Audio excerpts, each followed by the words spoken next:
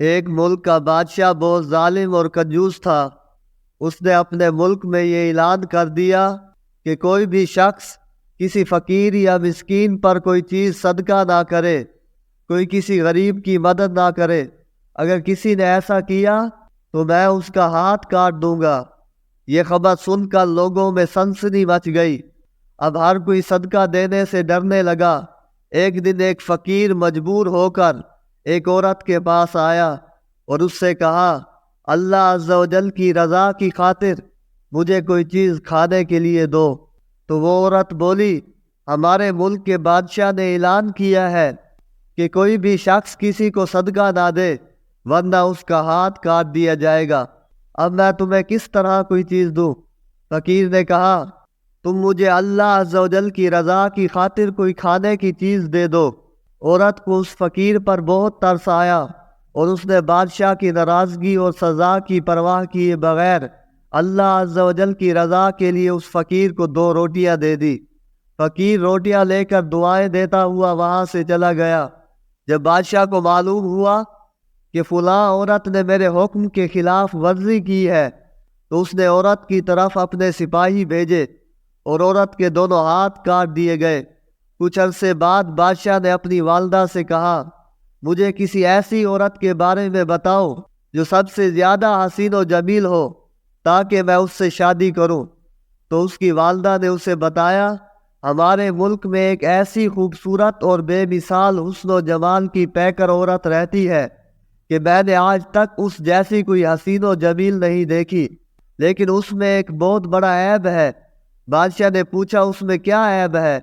اس کی والدہ نے جواب دیا، اس کے دونوں ہاتھ کاٹ دیے گئے ہیں۔ بادشاہ نے سپاہیوں کو حکم دیا کہ فلاں عورت کو میرے پاس حاضر کیا جائے۔ چند سپاہی گئے اور اسی عورت کو بادشاہ کے پاس لے آئے جس کے ہاتھ فقیر کو روٹیاں دینے کی وجہ سے کاٹ دیے گئے تھے۔ جب بادشاہ نے اس عورت کو دیکھا تو اس کے حسن و جمال نے بادشاہ کو حیرت میں ڈال دیا۔ بادشاہ نے اس سے کہا، کیا تم مجھ سے شادی کرنا چاہتی ہو؟ عورت نے کہا، مجھے کوئی اعتراض نہیں، اگر تم مجھ سے شادی کرنا چاہو تو مجھے منظور ہے۔ چنانچہ ان دونوں کی شادی بڑی دھوم دھام سے ہوئی، جشن منایا گیا اور اس طرح وہ ہنسی خوشی زندگی گزارنے لگے۔ بادشاہ کی دوسری بیویوں کو اس عورت سے حسد ہو گیا اور وہ دن رات حسد کی آگ میں جلنے لگی۔ ان کے دل میں یہ بات بیٹھ گئی کہ بادشاہ اب ہمیں کوئی وقت نہیں دیتا جتنی وقت اس غریب و نادار لڑکی کو دیتا ہے۔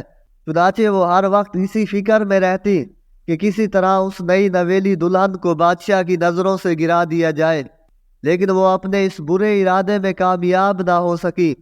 پھر اچانک بادشاہ کسی محاذ پر روانہ ہو گیا اور وہاں اسے کافی دن دشمنوں سے لڑنا پڑا۔ بادشاہ کی بیویوں کو یہ بہت اچھا موقع مل گیا۔ انہوں نے بادشاہ کو خط لکھا، تمہارے پیچھے سے تمہاری نئی دلہن نے تمہاری عزت کو داغدار کر دیا ہے اور وہ بدکار ہو گئی ہے، اور اس بدکاری کے نتیجے میں اس کے ہاں ایک بچہ بھی پیدا ہوا ہے۔ جب بادشاہ کو یہ خط ملا تو وہ آگ بگولا ہو گیا۔ اس نے فوراً اپنے قاصد کو یہ پیغام دے کر اپنی والدہ کے پاس بھیجا کہ اس بدکار عورت کو اس کے بچے سمیت میرے ملک سے نکال دو، اس کے گلے میں کپڑا باندھ کر بچہ اس میں ڈال دو اور انہیں کسی جنگل میں چھوڑ دو۔ جب اس کی والدہ کو یہ پیغام ملا تو اس نے ایسا ہی کیا اور اس کے گلے میں کپڑا ڈال کر بچہ اس میں ڈال دیا۔ پھر اسے ملک سے دور ایک جنگل میں چھوڑ دیا گیا۔ اب وہ بیچاری تنہا جنگل میں رہ گئی، لیکن اسے اپنے رب سے کسی قسم کا کوئی شکوہ نہ تھا۔ وہ بیچاری اسی طرح جنگل میں گھومتی رہی۔ پیاس کی شدت نے اسے پریشان کر رکھا تھا۔ بالآخر اسے دور ایک نہر نظر آئی۔ وہ نہر پر گئی اور جیسے ہی پانی پینے کے لیے جھکی تو اس کا بچہ گہرے پانی میں جا گرا اور ڈوبنے لگا۔ جب عورت نے اپنے بچے کو ڈوبتے دیکھا تو وہ رونے لگی۔ اتنے میں اس کے پاس 2 خوبصورت نوجوان آئے اور اس سے پوچھا، تم کیوں رو رہی ہو؟